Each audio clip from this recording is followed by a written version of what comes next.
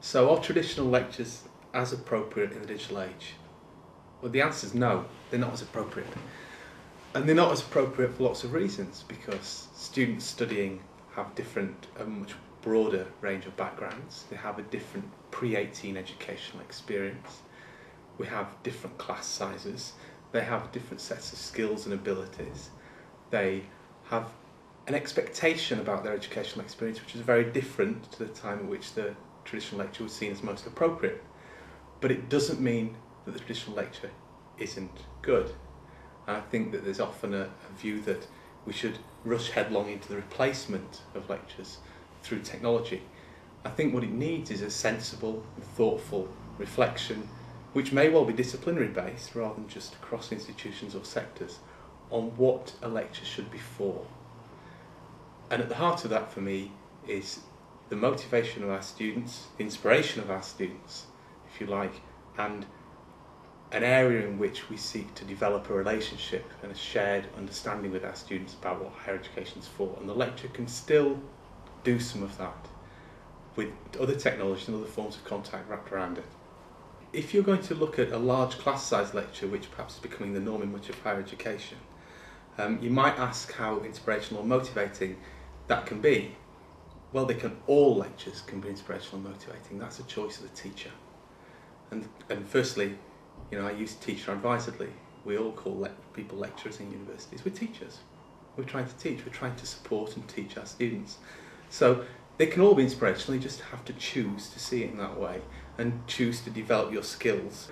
It may not be that everybody can be an AJP Taylor in the way that they teach and have people queuing around the block to want to hear them. But they can certainly have students coming along to their lectures wanting to hear what they're saying and seeing their value, the teacher's value in their educational experience. If you take it to the extreme and students don't see it like that, why have any teachers? Why not just have our students teaching themselves? Just give them a curriculum and reading list, let them go and do it. Now, if that's what we really believe the value of our universities is, to prepare lists of stuff for our students to go and look for or at, then I think it's a sad state of affairs. There are brilliant teachers out there, and those teachers who perhaps aren't naturally as good still have a lot to offer, and it's our place to enthuse the teachers as well as the students, and to develop the teachers as well as the students. The physical constraint of the room doesn't necessarily provide or project absolute constraints on the way you choose to teach.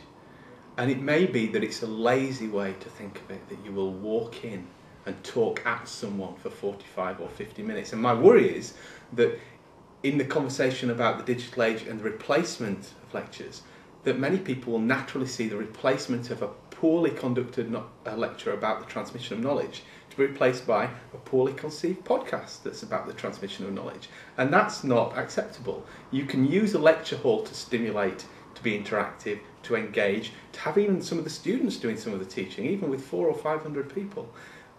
Similarly, you can use technology to teach poorly. So I think it's more about people reflecting on what the nature of teaching is and how you want to support students and the educational experience, than necessarily only thinking about the physical, in the sense of a lecture theatre, constraints of that room and it imposing a particular kind of teaching on you.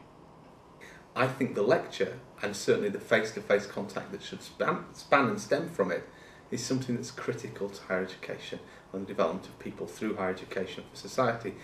What to do for those cases where there isn't an excellent lecturer? Concentrate on developing excellent lecturers.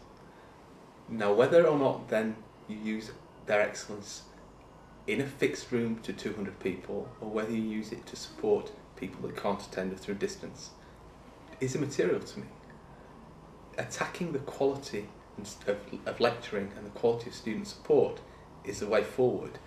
You then have the flexibility of choosing the channel through which you want to deliver it. My experience of non-face-to-face and real-time contact with students or support for them is that the investment of time and effort in that is often massively underestimated.